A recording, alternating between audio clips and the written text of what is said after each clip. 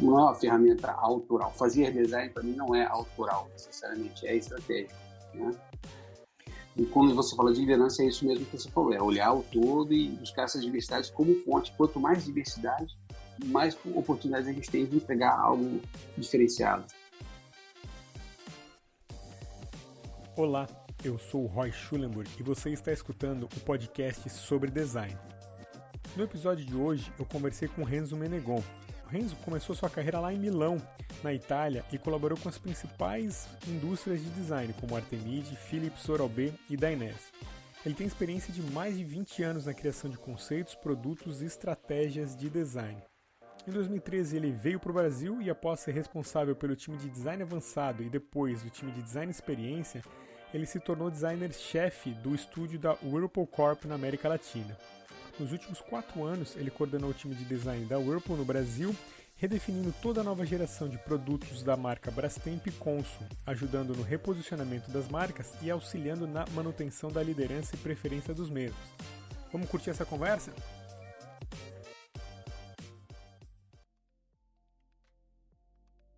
Vamos lá, bom dia a todos. Roy, prazer imenso estar aqui com você. Já tenho uma simpatia grande por você, pela tua família, pelo design Univille, e quando é para falar de design, então melhor ainda, né, cara? Acho que vai faltar tempo aí pra gente, mas vamos lá. Coisa boa.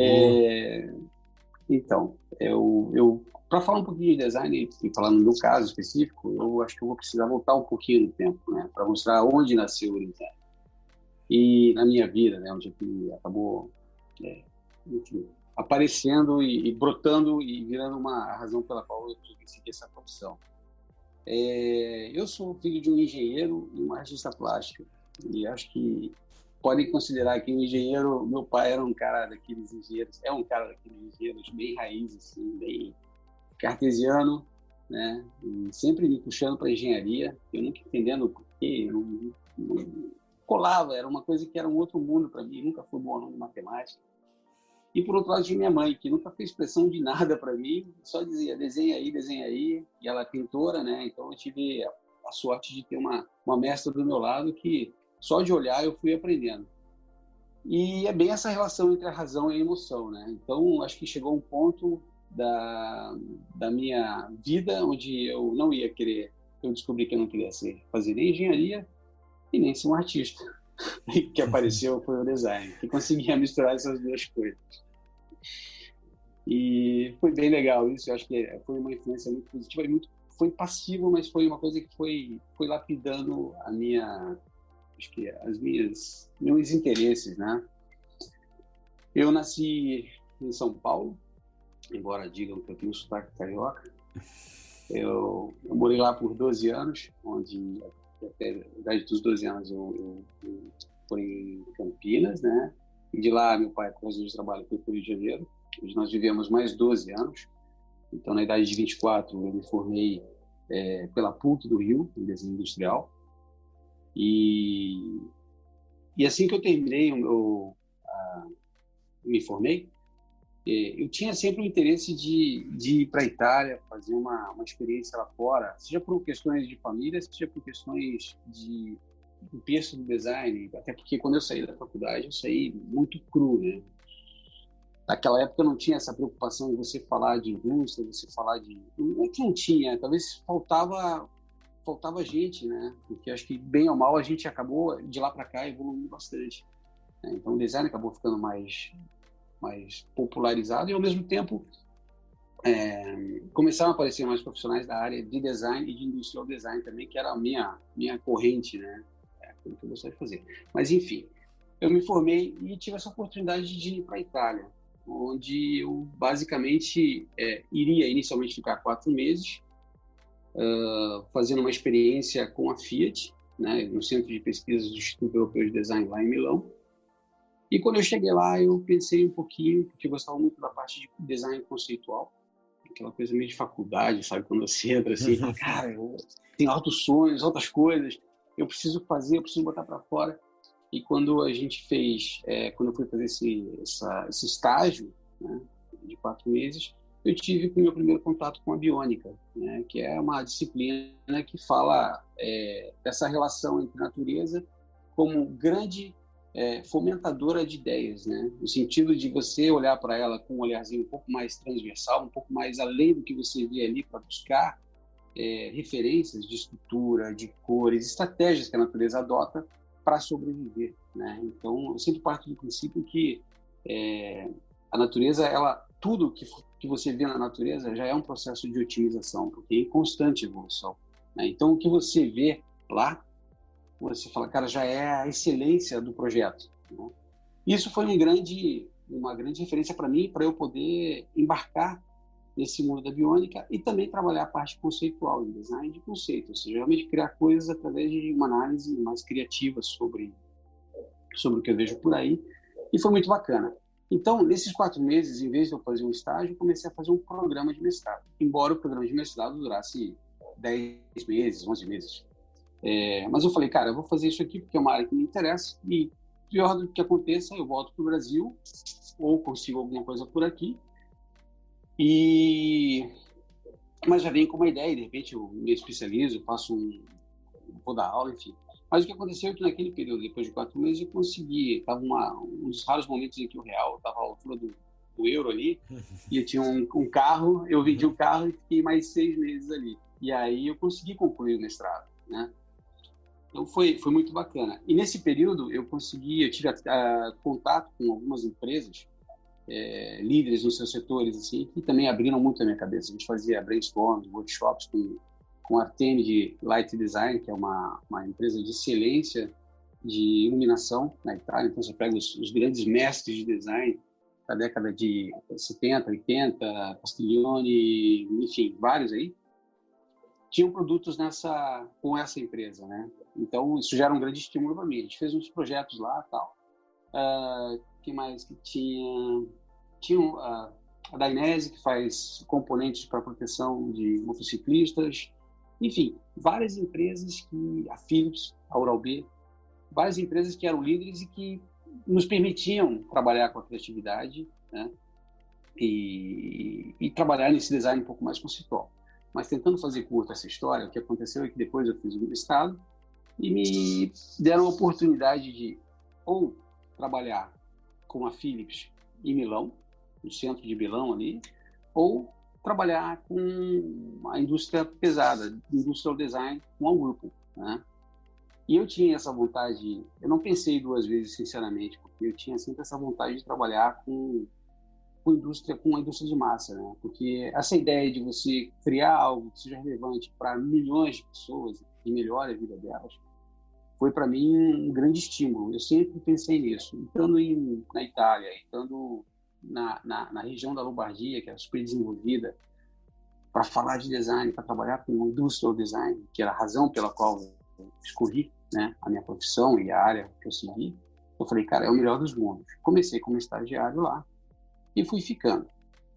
Para dar uma ideia, originalmente eu ia ficar 4 meses na Itália e acabei ficando 15 anos. Né? Errei um pouquinho na conta, mas... Alguns meses a mais ali, né?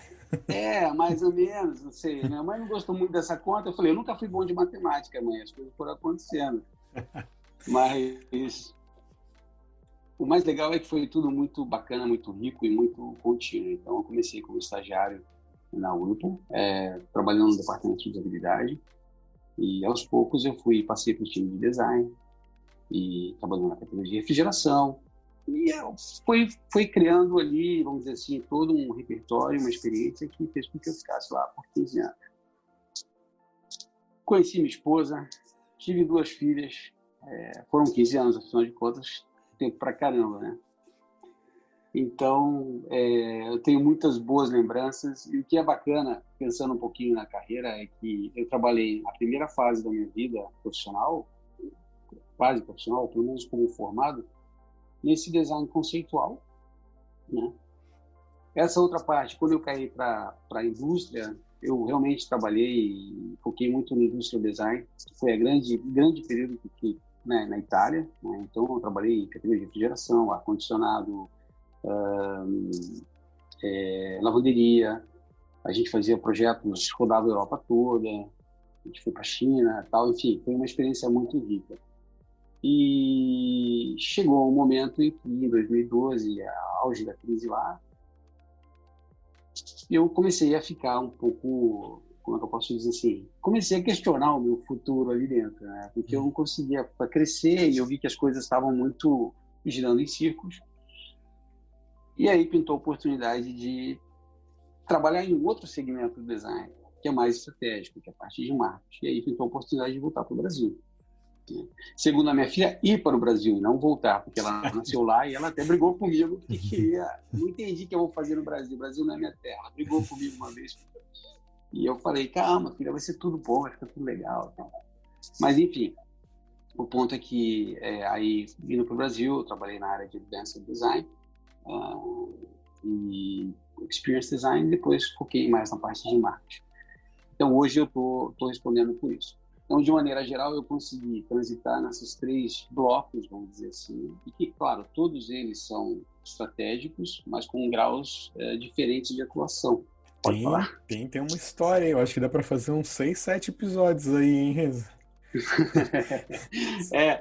Eu tenho que tomar cuidado porque eu sou muito detalhista e me emociono para falar essas coisas, então eu acabo alongando demais esses papos. Assim. Isso não é Mas é problema. verdade, tem coisa aqui, tem história. Isso não é problema, isso é coisa boa. Renzo, como é que foi transitar nessas áreas do design, né? Porque a gente vê, principalmente na formação acadêmica, várias caixinhas, assim. Então, você se forma em A, você se forma em B. Por mais que eu vejo vários professores sempre falando, né? Tu tem que se formar em design, tem que ter uma visão holística, tem que olhar para tudo, né? Mas como é que foi transitar nessas... Como é que foi e como é que está sendo, né? Porque isso acontece, né? Então, como é que foi esse trânsito? Que habilidades você teve que aprender, assim, que, nossa, agora eu preciso ser mais flexível, mas, sei lá, preciso ser mais proativo, eu não sei. Se você puder falar um pouquinho dessas habilidades também é importante pra gente. Claro, eu acho que tem uma coisa que une todas elas. E talvez se a pessoa, o profissional entender isso, ele vai já tá, na minha percepção e experiência, já está na metade do caminho. É o que a gente tem usado, as capacidades emocionais. Você saber que o design, fundamentalmente, ele é uma ferramenta estratégica. Uma coisa é você falar eu gosto de dizer assim, todos podem se proclamar design, mas nem todos fazem design, como eu vejo. Né? Porque o design, ele é algo que transcende o eu, ele olha o nosso, não tem como ser diferente. Se você está buscando o entendimento do negócio, no business, você tem que pensar que você é uma ferramenta estratégica importantíssima para qualquer empresa, para qualquer projeto, porque você vai ter que absorver fatores variáveis externos. Né? Então, essa multidisciplinaridade, ela sempre fez parte da minha visão, da minha formação. E isso não era diferente na área do design. Então, você ter pessoas focadas, psicólogos, engenheiros, os próprios designers de produto com diferentes nacionalidades, perspectivas, direcionais e crenças, além do pessoal de negócios, marketing, manufatura, etc., era natural que você tinha que trabalhar um pouco mais esponja e trabalhar sempre com a ideia de querer resolver problemas. Né? E o problema, muitas vezes, não está ali no projeto, está na pessoa com quem você está lidando. E como é que eu encontro meios para me conectar, para poder me apropriar dessas variáveis do jogo, né? Que são as várias áreas, enfim, para poder resolver o problema. Né? Então, se você tem como design essa ideia de empatia, de querer resolver problemas, pode acreditar que ter os soft skills aí que a gente costuma dizer é um elemento fundamental. E a minha transição foi muito natural, porque eu sempre busquei ser, nunca bater de frente, mas sempre tentar buscar entender e talvez influenciar de uma outra maneira, pelas beiradas, né? Então, foi uma escola, na verdade. Eu acho que o fato de ter ficado muito tempo na empresa, numa indústria, onde a gente fala de business, né? E ali tem que ser, a coisa tem que entregar, tem que ter retorno. Você acaba sendo forjado pela empresa, para ser um cara mais aberto, ser um cara que tem que buscar soluções, não adianta bater de frente. Isso, para mim, foi um ensinamento muito grande e que eu levo até hoje, né? Essa ideia de construir com times. Que legal, Renzo. Como é que é? Vamos só pegar esse gancho do final aí de construir com times. E como é que é liderar times, né? Como é que é essa experiência para você? Porque Numa conversa até, em outro podcast, a gente falou sobre a liderança sem querer, assim, que vários líderes se tornam líderes sem querer ser líderes, assim, que a vida vai levando eles e tem gente que se prepara, que quer ser líder mesmo, né? E como é que foi como é que está sendo, como é que é para você liderar equipes e fazer gestão de equipes, que ser designer é uma atividade, agora liderar equipes de design é outra atividade. Como é que é isso? Claro. Eu acho, como eu falei antes, assim, acho que o design, ele tem que, a missão do design tem que transcender o eu, né? Essa é a primeira grande coisa que eu vivo para mim. E também saber que as verdades, elas estão aí para serem questionadas, e que quanto mais você conseguir garantir uma diversidade de opinião, ou de opiniões, de pontos de vista, mais rico vai ser o seu trabalho. Então, se você tem como clareza, a minha missão é entregar o melhor, e eu tenho esse direcional muito claro na minha cabeça. E eu sei que eu não sou absoluto no conhecimento, pelo contrário, a gente está aqui para aprender, e a diversidade ela foi comprovada e sempre se comprova que é um fator de riqueza, é algo que constrói, é algo que amplia os horizontes, é algo que aumenta a abrangência, é super bem-vindo. Então, a minha liderança, como eu gosto de dizer, eu lidero horizontalmente, assim, eu não vejo uma hierarquia, né? Porque para mim isso não na minha cabeça não agrega tanto quanto entender temos papéis diferentes e muitas vezes o papel do líder não é aquele dizer o que tem que ser feito, mas escutar e conversar contigo para juntos a gente entender algumas coisas e trazer argumentos para dizer o porquê sim, o porquê não, o porquê dessa direção, o porquê daquela. Como você falou, sempre dentro de uma visão holística. Tentar não ser muito a opinião pessoal, tentar trazer sempre o ponto de discussão, né? O que é melhor para o negócio? É o que eu quero ou é o que é o melhor para o negócio? Quais são as variáveis que eu tenho que considerar para tomar uma decisão? E aí vem de novo o ponto da importância do design como uma ferramenta estratégica. Então, não é uma ferramenta autoral. Fazer design, para mim, não é autoral, sinceramente, é estratégico, né? E quando você fala de liderança, é isso mesmo que você falou, é olhar o todo e buscar essas diversidades como fonte. Quanto mais diversidade, mais oportunidades a gente tem de entregar algo diferenciado.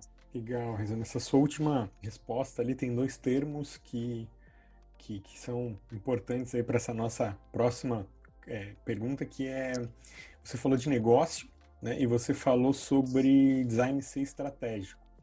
Eu vou pedir para você, de repente, contar um pouquinho da história sua aí, né, para até chegar onde você está agora, mas você vê que isso lá nos 15 anos que ficou na Itália, você percebe a indústria que você trabalhava, como vê o design como estratégia. Infelizmente, ainda vira e mexe acontece de conversar com alguém que, porque o design é só aquele cara que bota coisa bonitinha, é só aquela pessoa, aquela mulher que bota coisa bonitinha. Também é deixar bonito, né? Também é deixar bonito, mas a beleza faz parte do negócio, a beleza faz parte da estratégia. Até porque eu sempre brinco, né? Quem que vai comprar uma camisa feia? Tipo, não escolhe uma coisa, eu vou comprar isso porque é feio. A gente compra porque acha bonito, né? Mas se você puder falar um pouquinho dessa sua trajetória, desde lá da Itália, para a gente entender até como é o design na Europa, como é que é o design italiano, que é uma das grandes, se não a maior escola de design de produto do mundo, né? Mas como é que foi isso e como é que está sendo isso, né? Com o design e estratégia, design e negócio. O que eu posso dizer, assim, falando um pouco do design europeu, design italiano, é que o que sempre me fascinou é que sempre houve um questionamento sobre o próprio design e o papel do design. Se você pensar na época da Bauhaus, como era colocada a questão do racionalismo, pensar na produção, minimizar, simplificar, garantir que isso, quanto mais simples e mais universal tendencialmente, simples no sentido de não ter muitos rodeios e trazer a mensagem clara para que a gente possa entender e trazer eficiência do produto. Quando você avança para uma escola, um pensamento mais italiano, teve a escola de Sozzas, que trazia muito a questão da alegoria para o design, da estética, então eram dois pontos completamente opostos, né? Mas os dois muito válidos, porque eram questionamentos sobre o design. E acho que o equilíbrio dos dois é o grande ponto, né? Então, eu acho que o grande valor que eu vejo hoje, que ficou marcado no design italiano, foi essa questão da função e estética, né? Colocar essas duas coisas sempre caminhando juntas, porque design não é estética, né? O design é um pacote muito mais amplo. O design é a função, a experiência, é a percepção, as diferentes áreas de atuação, tua interação tua com um produto, com uma proposta, seja lá qual for. E óbvio que a estética é uma delas, porque a estética ela trabalha como um fator de reconhecimento, né, de empatia. Eu gostei disso. De repente, coisas que eu coloco aqui no Brasil, se eu levo para um país como a Itália, não são vistas com o mesmo valor, embora seja esteticamente muito válido. E vivemos isso, projetos em que a gente trouxe um design super minimalista para o Brasil, isso eu falo de, sei lá, 10 anos atrás, em uma pesquisa de mercado, ela vinha quase como a última das escolhas. E na Itália era percebida como um super premium, um produto super premium, entendeu? Então, onde é que está a estética nessa história? Está na cultura. Então, é muito estratégico você colocar uma estética que seja reconhecida para aquele público que você vai estar atuando com aquele projeto, aquele produto, enfim. Mas você percebe que até aí a escolha, a estética, não pode ser pessoal. Ela tem que olhar o contexto onde ela está. Mais uma vez, reforçando essa ideia de visão estratégica do negócio. Mas, de novo, a estética é uma das frações que incorporam o mundo do design, que, na minha opinião, é o pensamento, né? É o processo, é a descoberta. E vocês, com certeza, como professores, sabem disso e defendem isso aí nos cursos. Não sei se eu respondi a pergunta. Não, foi super respondeu. E dentro daqui do Brasil agora, né? Vamos ver o que está acontecendo no Brasil. Aí vamos mais para a opinião, para o que você está vendo, Claro. até para futuro aí, né? Em particular, eu adoro as coisas minimalistas, assim, se eu vejo um refrigerador que só tem o negocinho para puxar e abrir a porta, falando, nossa, isso é lindo, isso é decorado, isso daqui é parte da casa, né? E como é que você tem visto essa... Eu não sei se teve mudança, se tem mudança nessa parte do comportamento do design, do design brasileiro, né? Se as pessoas estão sendo mais educadas. Da parte do design gráfico, eu vejo que o Instagram ajudou demais as pessoas a verem mais coisas e aumentar a cultura visual. Mas do design de produto, será que o pessoal está mudando também esse comportamento? A mudança de comportamento é demorado sempre, né? Eu acho que, essa é a minha pura opinião aqui, tá? A gente tem duas vertentes bem claras, assim. Tem aquela galera que aprecia o minimalismo, o design made in Italy, que seja, o europeu, esse rigor na forma, nos acabamentos. E, ao mesmo tempo, eu vejo uma coisa muito bacana que, graças muito ao design autoral, a gente está buscando e está encontrando uma certa identidade no design. Você vê o trabalho do Rosenbaum, você vê uma galera que faz muito essa coisa experimental, assim, enfim, com uma propriedade das questões da tangibilização de coisas brasileiras, né, ou nacionais, enfim, do nosso território, que eu acho que são fantásticas e tem uma repercussão muito positiva no Brasil, assim como tem lá fora, né? Mas, ao mesmo tempo, e talvez derivado desse pensamento de excelência que a gente vê na Itália, na Europa, enfim, com rigor de construção, de qualidade. Então, eu acredito e quero acreditar que a gente consiga ter uma identidade nossa para trazer o melhor design do nosso território, vamos dizer assim, no Brasil, com a qualidade necessária, com a qualidade que mostre que não é um produto honesto, né? É um produto que você pague por aquilo que ele vale, né? E eu acredito que sim, acredito que a gente está num momento bem interessante, cara. E eu quero acreditar também, né? Eu acredito e quero acreditar, eu quero investir nisso, porque eu acho que é uma coisa que vale muito a pena.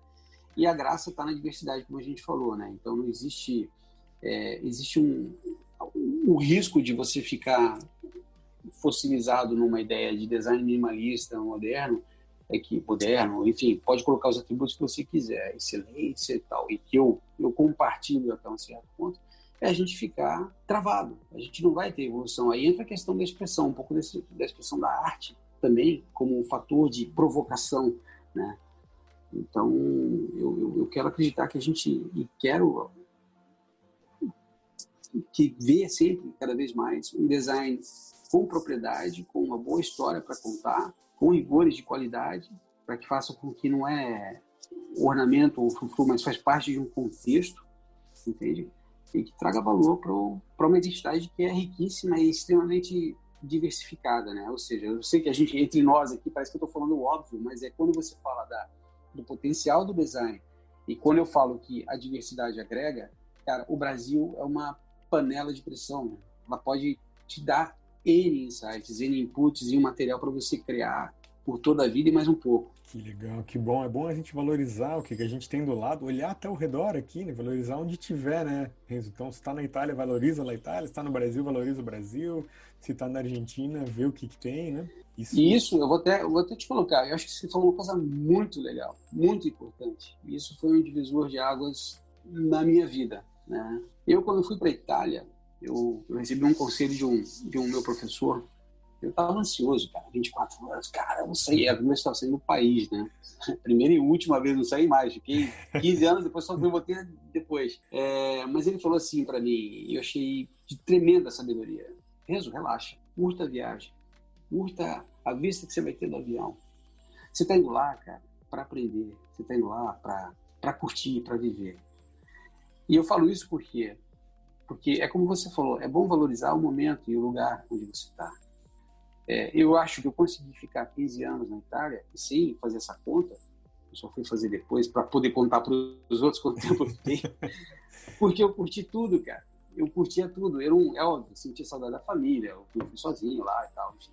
Mas eu curti todos os momentos, naquela de aprender, não de questionar e contra ou me resistir, entendeu? Porque eu fui com a alma, e eu acho que essa é a questão, a alma do designer, de curiosidade, de falar, cara, eu estou vivendo uma realidade que é a realidade de muitos outros que, nesse momento, eu quero que seja minha para poder ter o máximo de insights, o máximo de aprendizados, né? Não quer dizer que eu vá levar isso para casa, não quer dizer que eu posso ver coisas bacanas, coisas não tão boas, mas, claro, a gente tem que ter o nosso critério pessoal de análise, pelo amor de Deus, né? Ninguém que está falando...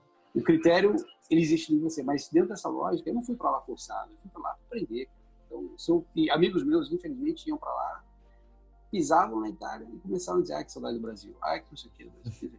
Eu acho que, e eu respeito, só que eu acho que é uma energia que você gasta quando você faz disso um viés no dia a dia, que eu falo, cara, você está perdendo uma oportunidade fantástica. Uma coisa eu te garanto, o tempo não vai parar, ele vai continuar. Então, se você não usar esse teu tempo para aprender, para nunca mais voltar para o local, mas aprender e dizer, cara, eu posso dizer que eu vivi aquilo, né? Eu acho que com 15 anos eu posso dizer que eu vivi aquilo de uma maneira muito, muito curtida, vamos dizer assim. Mas a mesma coisa que me fez viver lá, me fez voltar para o Brasil. E eu te digo, eu estou feliz da vida no Brasil. E adoro o Brasil. E acho que o Brasil é um país gigantesco, cara, pela sua diversidade. Você comentou na pergunta, né, falando sobre o design e as pessoas, né, que o design tem que ser feito para as pessoas, com as pessoas. Como é que é esse processo seu, assim? Você comentou bastante sobre cultura, né, sobre estar ligado no local, sobre essas mudanças culturais, de entender algumas práticas e até uma crítica minha, às vezes a gente importa práticas e não sei se é o termo certo, mas não tropicaliza elas, não entende o local daqui, e aí fica difícil isso. Na educação do design eu vejo bastante, né? Então importa o europeu, e são outras pessoas aqui, né? São outros processos, outro comportamento. Agora, dentro de um projeto de design, como é que é esse entender as pessoas e qual que é a importância disso, né? Até se você puder contar algum acontecimento assim de, pô, fui lá, aprendi com tal pessoa porque rolou uma entrevista, rolou isso, e aí, pô, mudou minha opinião, porque principalmente às vezes eu vejo a galera projetando, mas chegando com preconceito já. Nossa, eu tenho que entregar esse retângulo vermelho, e no final vai ver um círculo amarelo que tinha que ser entregue, né? Como é que é isso? Eu acho que primeiro é natural que isso aconteça na época da faculdade. Essa é uma impressão que eu tenho, porque eu também fiz isso. Eu acho que é um processo que você vai se lapidando com o tempo. E é como eu falei para você começa no eu e vai terminar no nosso. Terminar, que eu digo, espero que eu tenha muitas horas de voo ainda pela frente, mas eu digo, o teu processo é de desprendimento daquela questão autoral. Depois pode até voltar por uma questão pessoal, tua escolha, enfim, como eu tenho um pouco o lado autoral, mas é um outro capítulo, uma outra coisa. pode até falar depois, mas quando você trabalha num âmbito profissional, e eu te falo, fazer design talvez não seja para todos, né? Ser designer, talvez sim. Você, como eu falei, você pode se proclamar designer, porque eu projetei uma cadeira, agora, fazer design é muito mais amplo, né? Fazer design é você ter que colocar de lado as suas crenças às vezes e deixar o outro falar. Nesse caso do outro, a gente trabalha com vários profissionais. User Experience, por exemplo, é uma cadeira dentro da área de design que talvez são os nossos ouvidos, né, cara? Porque eles são a linha direta com o consumidor. Então, você consegue trabalhar, por exemplo, propostas que acredita-se que são relevantes para um determinado projeto, e isso vai vir testado, sem nenhum viés, sem nenhum mascaramento, mas uma questão direta com o consumidor. Então, esse processo é um processo que, às vezes, a gente acredita numa ideia, mas quando um especialista da área de User Experience diz: olha, esse separador aqui de gavetas, ele, por mais que a gente adore, acho legal, o consumidor não viu utilidade. Ele prefere algo mais simples, mais prático, que não ocupe tanto espaço. Cara, sério mesmo, é isso mesmo? Pô. Então, beleza, aprendemos com isso. Porque diante dessa evidência, no final de contas, não estou fazendo isso para mim, estou fazendo para as milhões de pessoas que vão usar esse equipamento, né? E onde é que fica a credibilidade da marca, a relevância da marca, a relevância do cliente, né? Se a proposta tem que trazer uma proposta de valor. O design existe para agregar valor nos projetos, produtos, serviços, enfim. Então, a gente tem que aprender com isso, ter essa humildade, mas aí é para o outro lado. Ok, entendi qual é o direcional, agora eu vou fazer o melhor baseado nesse direcional que você me passou. Porque eu sei, esse era um outro truquezinho que eu usava quando eu era designer. Eu, obviamente, né, cara, design de produto, fiquei, sei lá, 5, 6 anos trabalhando com refrigeração. E muitas vezes colegas meus vinham me encher o saco, né? Que eram colegas que faziam o mesmo trabalho que eu. Outro puxador de geladeira, Porra, outro, né, cara? Estamos aqui e eu pilhado fazendo. Mas por que eu ficava pilhado? Porque eu sempre acho assim, nesse exato momento vai ter um outro cara de uma outra empresa tentando desenhar um puxador mais bacana que o meu. Então, peraí, cara, tem sempre oportunidade para melhorar. Seja porque a linguagem da marca melhorou, diferenciou, mudou, enfim, seja porque a gente tem mais grana para investir, ou seja porque a gente não tem grana, então a gente tem que fazer o trabalho dobrado. Ou seja, mesmo com menos grana para investir no molde, vamos fazer esse cara ficar bacana, cara. Então, esse processo de aprendizagem, ele é importante, mas é importante que você sempre tente buscar o melhor, porque acredita que vai ter sempre alguém fazendo, mesmo que não seja a tua ideia, tentando fazer algo que é tão bom ou melhor que o teu. Então, cara, já vale a energia, já vale a tua criatividade, já vale, porque vai ter sempre oportunidade para melhorar. E eu costumo dizer uma coisa que eu fiz uma vez no exercício, um designer, um colega meu pediu para eu trabalhar, ele fez uma campanha bem bacana, assim, e ele pediu para a gente trazer, como se diz, quotes, uma frase, enfim, que exemplificasse o que era o design para desmistificar o design. E eu, depois de muito pensar, cara, assim, foi um exercício muito bom, eu formulei uma ideia que para mim faz muito sentido, assim. Eu coloquei que o design é uma questão humana e por isso, na condição de designer, a gente tem que ser primeiro positivo em relação à vida. A gente tem que ser humilde para escutar e audacioso para tentar. Se você tiver ser positivo, já é metade do caminho, cara. Eu tô aqui para melhorar o mundo, cara. Nem que seja com um puxador de geladeira. Eu sei que aquele cara que comprar aquilo vai ter uma experiência legal. Olha a resposta. Tem que ser humilde para escutar, ou seja, a causa é muito maior do que o eu. A causa do design é trazer e agregar valor, né? E audacioso para tentar, ou seja, é o processo de acertar, errar. Já fiz coisas legais, já fiz coisas que depois eu falei, caraca, meu, como é que eu fui fazer isso, cara? Como é que eu investi nessa ideia? Enfim, então eu acho que ela é até um resumo do que é o espírito do design thinking, sabe? Mas você tem que ser positivo, você tem que dizer, cara, se cair na minha mesa, eu vou fazer o melhor. Porque eu sei que eu vou melhorar e tem gente que não tem dinheiro para comprar e quando comprar a geladeira vai falar, caraca, meu irmão, olha que legal. Que legal, Renzo. E como é que é essa interação aí na sua experiência do design com outras áreas da indústria, né? Porque você comentou agora nessa sua última resposta sobre, pô, fazer o molde, e aí tem que estar, de repente, tem que ver o engenheiro, e aí tem outra pessoa lá que é a galera do marketing, são várias áreas. Como é que é transitar com o design nessas diversas áreas, assim, até defender o design, né? Porque todo mundo defende o seu, né? O engenheiro vai defender a engenharia, Claro, o claro. marketing vai defender a parte do marketing. Como é que é isso? É duro, cara. Não, é muito legal, cara, no final das contas, pelo seguinte, tudo que você faz no contexto, por exemplo, de uma indústria, ele vai passar por vários crivos. Todas as áreas vão definir o seu, né? Mas existe algo que é... E não é um processo linear e simples, não, tá? Pelo contrário, tem quebra-pau, tem muita coisa dentro do processo. Mas o que de alguma maneira, tem funcionado, primeiro, é que você, dentro de uma equipe, todos têm que ter o mesmo mindset de lançar um produto, né? Quando, no caso, você tem orgulho daquilo que você faz, ou seja, isso é uma coisa que a gente vive bastante no nosso ambiente de trabalho, todos, independente de qual setor que seja, têm orgulho de trabalhar com esses produtos, né? E a gente tem esse mindset de dizer, no final das contas, nós temos que entregar algo, isso agrega valor, então a gente vai fazer o melhor. Eu costumo dizer que, no final das contas, a nossa relação com o marketing, às vezes, tem quebra-pau, o pessoal da manufatura quebra-pau, o pessoal de segurança quebra-pau, o pessoal de marcas quebra-pau. Mas o que acontece de positivo é que nós, virtualmente, nunca erramos nos lançamentos. Por quê? Porque uma área acaba ajudando a outra a tomar decisão.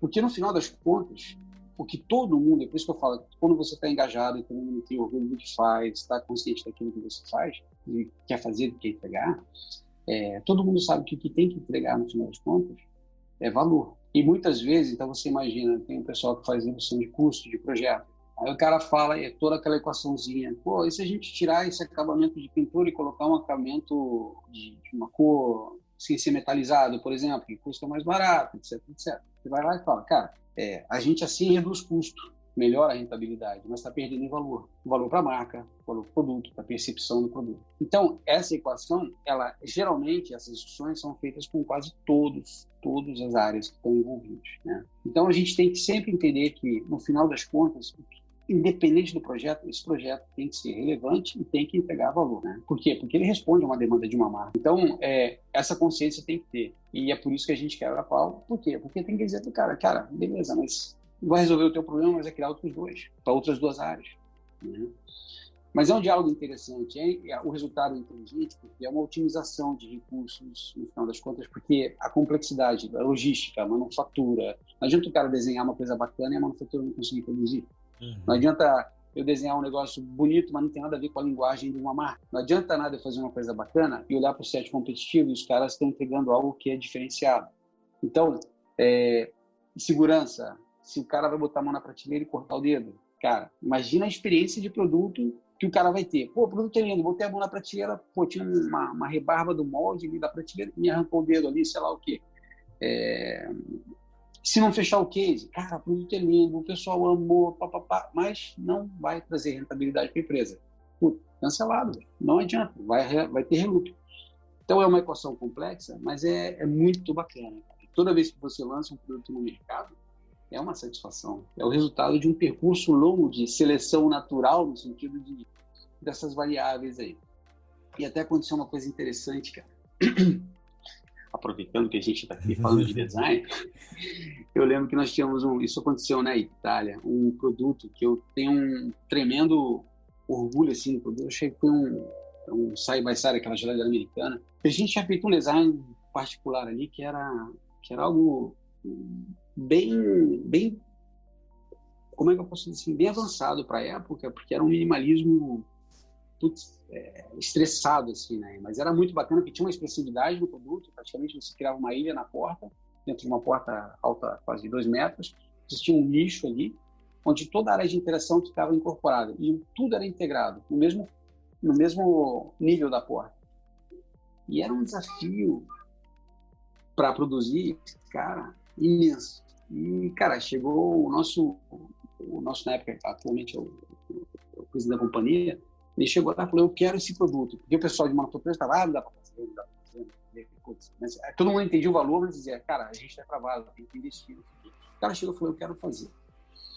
Quando ele falou que ele queria fazer e que a gente, enfim, todo mundo vibrou com aquele produto, né? Uma expectativa enorme, cara, vai ser o cara no ponto de vendas, etc. Lançamos o produto e você podia colocar painéis ali, painel de vidro, painel de PMMA, tinham vários acabamentos. Cara, era um deleite para um designer, assim. E aí eu falei, levei minhas filhas lá nessa loja, falei, filha, eu quero mostrar uma coisa muito legal para vocês, para ter um tremendo orgulho. Olha esse produto. Cara, ela parou e falou, legal. Falei, porra, filha, legal, esse cara é um marco pro design. Então foi engraçado, e porque no final das contas é isso também, sabe? Isso é muito legal, é uma coisa, como é que eu posso dizer assim, é muito subjetivo, né? Então foi uma coisa, se eu pensei em tudo que tinha por é subjetivo e é fascinante. Tudo que tem por trás, até o momento de ver esse produto no ponto de vendas, as discussões, brigas, estresse, não dormir à noite, ficar puto da vida, para chegar naquele momento de celebração, cara, na loja, iluminação branca, assim, tudo lindo. Aí chega uma consumidorazinha, que era minha filha, e falar, legal. Aí ela apontou pro outro que tinha um puxador grande e tal. Filha, vai passear. Vou cortar a tua mesada por uma semana. Mas é bacana, é fascinante, porque no final das contas, então, o que eu quero dizer é que a gente faz esse esforço todo, a gente acredita, é óbvio, que para chegar onde chegou, fiz pesquisa de mercado, tem um público específico e tudo mais, tem muita inteligência competitiva ali envolvida no processo, mas tem sempre essa variável, cara, que você pode achar o máximo e o cara falar, putz, legal, é mais uma geladeira, entendeu? Ou é mais um fogão, é mais um... Isso é fascinante, porque é a diversidade, cara. É uma coisa que não é preto no branco e nunca vai ser. E essa é a coisa mais legal. Ou seja, a empatia ainda é mais necessária, né? É mais... tem que entender o que passa na cabeça daquele perfil, daquele consumidor para trazer essa relevância que faz com que você esteja fazendo aquele trabalho, né? Você comentou algumas palavras, alguns termos que eu vou tentar formular uma pergunta usando todas elas, vai ser difícil, tá? Mas... eu já tô ficando preocupado, eu falei um monte de coisa lá, cara. Cuidado com o que tu vai me mandar aí. Que você falou sobre inteligência competitiva, né? Sobre a parte da empatia, e ter orgulho desse projeto, de estar lá, de estar no ponto de venda e a gente vê várias lojas melhorando a experiência, então eles estão fazendo quase um altar para os produtos que você olha e fala, nossa, que é isso, tá lindo isso daqui, eu quero, né? Mas qual que é a importância, como é que consegue mesclar, assim, o marketing, a inteligência competitiva, o design, a engenharia, para ter empatia e fazer toda essa mistura para ter um produto que se entregue valor, como você comentou. Pode ser da minha bolha, né? Mas algumas conversas eu me recordo muito bem de um profissional da engenharia que ele falou assim, o designer é aquele cara que bota aquela curvinha no produto. Aí eu respondi para ele, aquela curvinha que vende milhões. Né? Porque se não fosse aquela curvinha no iPhone 3, lá, aquele 3G que era um absurdo, aquele desenho daquele telefone, de repente não seria um sucesso que foi, né?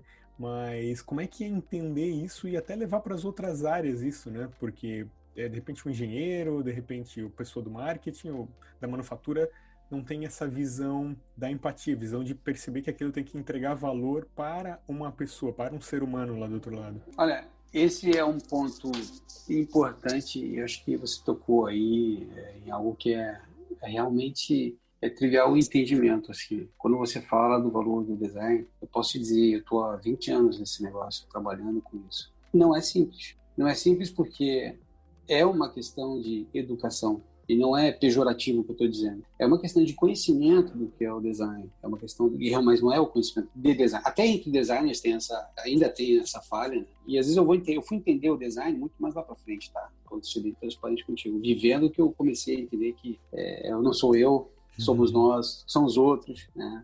E eu estou ali como uma ferramenta estratégica, né? Enfim, como a gente falou. Mas isso de fato acontece ainda. E o que eu posso dizer é que talvez por muito tempo, ou sempre vai ser assim, porque eu espero que não, tá? Mas, e eu espero que não, porque isso o fato de esperar é a esperança de continuar fazendo o nosso trabalho e trazer, através de resultados, através de consistência no trabalho, essa mudança de mindset. Existem alguns contextos que, de fato, as pessoas já entendem o design. Quanto mais você está unido, as áreas estão unidas, mais se fala de design. Não é falar da estética, é falar do consumidor. Falar de design é falar da pesquisa de mercado que a gente fez, é a validação do consumidor. Falar de design é falar de problemas da manufatura. Falar de design é como eu vou entregar para você aquilo que você pediu na data que você quer, com os valores que você quer. Falar de design é falar de negócio. Então, a gente, pela minha experiência, não é simplesmente olhar a estética, mas dizer para o cara, olha, essa estética, esse acabamento ele é feito dessa maneira, porque existe uma estratégia de design que é muito mais ampla do que esse projeto que vocês estão fazendo agora, que ela diz que isso vai agregar um valor para a marca. Então, isso, dentro de um contexto, de uma composição de produto, ela faz todo sentido. Então, vale a pena investir. Porque se eu fizer dessa maneira, ela vai ficar muito parecida com aquilo que o competidor fez. Tem que fazer algo diferente. E esse diálogo, ele tem que acontecer com a maturidade e com as argumentações que são necessárias. Então, a gente tem que ter isso muito claro. E, de novo, se o designer só falar da forma porque eu gosto, mas não porque é necessário, porque, cara, se olha o todo, isso faz sentido, o risco é ficar sempre nesse achismo, nessa opinião. Pô, você é o cara que fica inventando coisinha pro produto só para encarecer. É um diálogo constante, é um dia a dia. É claro que, como eu falei, alguns contextos já têm isso mais entendido, embora pessoas ainda não entendam o que é, mas entendam a importância. E muitas vezes elas escutam o designer, por quê? Porque sabe que esses doidos aí, que não sei direito como é que o cara pega... Meu pai, por exemplo, e é um cara... Cara, meu pai é um casca grossa, ele é engenheiro, mas ele tem dificuldade em entender algumas coisas que para ele são intangíveis. Como é que você traduz um sentimento em uma forma? Né? Ele não consegue entender isso. Minha mãe consegue. Ele percebe, ele gosta, talvez não saiba descrever o como, mas ele fala, uau, gostei. Então, beleza. Então, né? Mas e as pessoas são assim, porque não houve um estudo para isso. Faltou a cultura, sei lá, soa mal, mas falta essa cultura de design, né? E como eu falei para você, o design é experimentação, o design é mindset, o design, ele virtualmente pode atuar em qualquer área, porque é o pensamento de design, né? E de novo, você mesmo colocou, a estética é parte de, e é por isso que eu repito, quando a gente fala de design, vamos falar das outras áreas do design também, porque isso ajuda com que as pessoas entendam, o cara está falando do consumidor, o cara não está falando de forma, eu tô falando, e o consumidor está pedindo algo que seja assim, dessa forma. Imagina se a tua mãe pega essa prateleira e corta o dedo. O que ela vai dizer? Então vamos investir nesse molde, cara. Vamos nisso que é segurança, é credibilidade da marca. Sabe quanto vai custar esse produto no mercado? Sabe quantas pessoas querem ter e lutam e economizam para ter? E você, vamos entregar uma coisa meia boa. É tudo, mas de novo, eu acho que o que você fala não é a realidade também. Eu acho que existe ainda esse gap aí no entendimento do que é design. Mas nós somos porta-vozes disso também. Então, nós temos essa responsabilidade, né, de falar, através de estratégias, do que o design é e como é que ele pode agregar valor e melhorar a vida das pessoas. Desde um puxadorzinho meia boca de geladeira até uma experiência de produto estratosférica que o cara fala, não consigo ver outra coisa senão essa marca, só podia ser essa marca, ou enfim. Né? Legal, Renzo. E a gente está chegando aí nos nossos 50 minutos de conversa, então vamos caminhar aqui pro final. E eu queria ver contigo qual foi o produto aí, se foi aquela que você falou para sua filha, mas qual produto que eu não sei se te dá orgulho, assim, mas que te deu orgulho, que te ensinou, que te marcou, assim, do tipo, nossa, esse projeto aqui, por mais que seja de repente até o puxador da geladeira, do refrigerador, que dentro do contexto ele é um item pequeno, mas é importante para a experiência, mas como é que foi? Qual que foi o produto que mais ou te ensinou, ou que tu acha que ficou bom? Como é que foi isso? Qual que foi? Essa é uma pergunta bem difícil, cara. Porque, Pode ser mais, assim, pode ser vários, podem ser vários, então aí. eu acho que, na verdade, a minha satisfação ela vem muito mais pelo desafio que ele representou do que o produto em si, porque eu vou ser bem franco com você, assim, eu sei o que eu gosto, mas o meu gosto ele pode passar com o tempo. Então eu vou olhar um produto, vou falar, hoje ele talvez não tenha representado nada, mas na época ele foi um grande marco. Ou esse produto aqui não existia até então. Então, imagina que até então nada existia e a gente fez algo que é único. Então, é um desafio. Ou você pega um produtinho pé de boi, que é um produtinho o último da escala de valores e transforma ele em algo aspiracional para a pessoa. Então, é difícil eu falar de um projeto em si. Eu posso falar de vários. Posso falar, por exemplo, desse fatídico side-by-side europeu aí, que eu suei sangue e minha filha simplesmente desdenhou do ponto de vendas. Mas para mim foi um marco muito bom, é uma coisa que eu gosto de mostrar como o porquê, o diferencial dele, os desafios que teve e o fato da gente, como um time, ter colocado no mercado, né? O que ele trazia conceitualmente, a linguagem, como é que ele se tangibilizou, a modernidade. Tem uma história, ali dá para contar uma história gigantesca do produto, né? Então isso me enche os olhos. Meu primeiro projeto, cara, que aconteceu na Itália, foi um projeto de VBL, né, que é o Visual Brand Language, e foi um puxador para uma marca alemã chamada Balkner, que ele existe na Alemanha lá, e eu fiz um puxador que ele desenha um perfil específico baseado nos valores da marca, de racionalismo, minimalismo. Era uma marca alemã que, obviamente, até conceitualmente ela buscava e se inspirava muito nas linguagens tipo de áudio e coisa e tal. E a gente conseguiu trazer, por exemplo, um perfil metalizado estudado, então se toca no puxador de metal, e com uma estética, com um perfil que era um perfil peculiar dessa marca. É um projeto relativamente pequeno, mas que teve uma amplitude enorme, porque ele caracterizou toda uma nova linha de produtos dessa marca, e a grande satisfação que eu tive foi ter feito um industrial design, ou seja, com um pequeno elemento eu consegui compor toda uma linha e fizeram um super catálogo na época, onde publicidade, tinha todo o line-up, assim, todos os produtos expostos, e tinha aquele cenário alemão, que para mim era um aspiracional animal na época também, ainda pelo amor de Deus, né? Quem não gosta desse minimalismo, less is more e coisa e tal. É sempre inspirador. E aquilo foi uma grande satisfação. Teve o side-by-side que eu falei.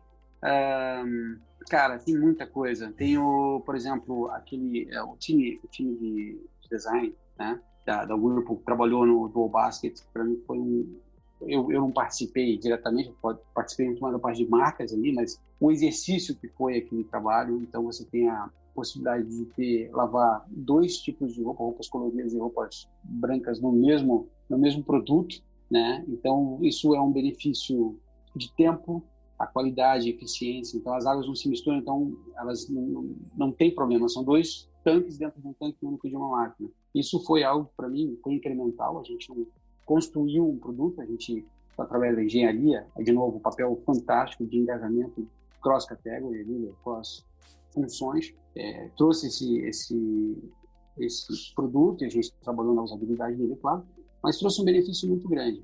Esse me chamou muita atenção, porque a gente não revolucionou, mas a gente trouxe um benefício para o consumidor que veio, inclusive, de pesquisas de usabilidade com o consumidor. Então, foi uma tangibilização de um benefício que era latente. Ou seja, imagina hoje você separa roupas e a partir de agora, com o lançamento desse produto, você pode botar tudo junto. São duas cestos diferentes, lava uma vez só. Não quero fazer produto da máquina, não, por favor. Eu estou falando do benefício, tá?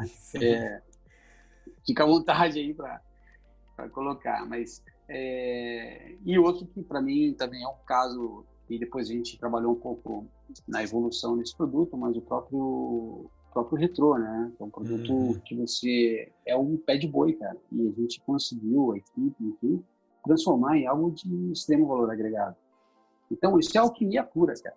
Isso a gente faz a cada lançamento, cada produto. A geladeira, não é que ela evoluiu de lá para cá. Se você pegar os nossos produtos padrões do duplex, não sei como a gente chama aqui, mas continua sendo duplex com a capacidade XYZ, mas como você transforma isso em valor e o consumidor olha para aquele produto e fala, uau, que legal, putz, vamos comprar, é alquimia, é composição, né?